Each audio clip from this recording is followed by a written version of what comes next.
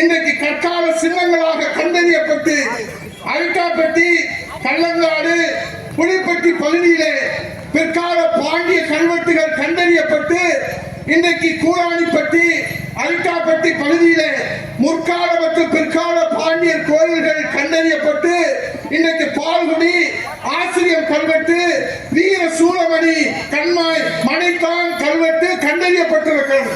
அழகர் கோயில் பகுதியிலே முதல் முறையாக மலையான் தாழை என்ற அரிய வகை பறவைகள் இருப்பது இன்றைக்கு கண்டறியப்பட்டிருக்கிறது. சோழகிரி மலையில பனிமலை குட்டு, புலிமலை, அருவிமலை, கேசம்பட்டி உள்ளிட்ட பகுதிகளிலே அளவின் விளிம்பில் உள்ள சாம்பல் நிற தேவாங்குகள் வாழிடம் கண்டறியப்பட்டிருக்கிறது.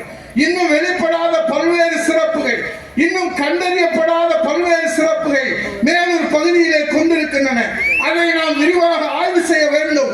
இவ்வாறாக வரலாற்று நோக்கிலும் பல்லுயிர் நோக்கிலும் புதிய புதிய கண்டறிகளை அள்ளித் தருகின்ற பகுதியாக மேலூர் பகுதி இருக்கிறது. முட்டா பயிர்கள் இந்த விவரத்தெல்லாம் உதயகுமார் சொல்றதை நீங்க தான் மத்திய அரசுக்கு சொல்லியிருக்கணும்.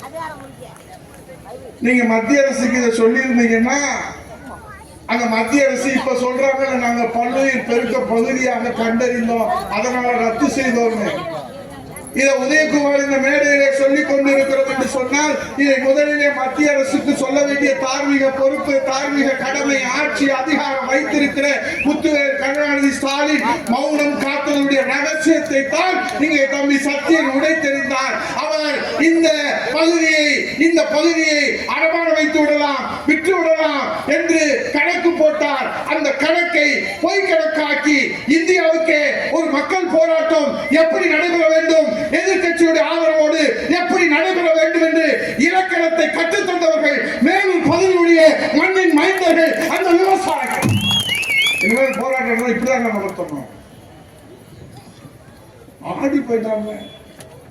சட்டமன்றத்தில் நாங்க இருக்கோம். இங்க செய்தி வருது, 1,00,000 பேர் திரண்டு போய்கிட்டு இருக்காங்க.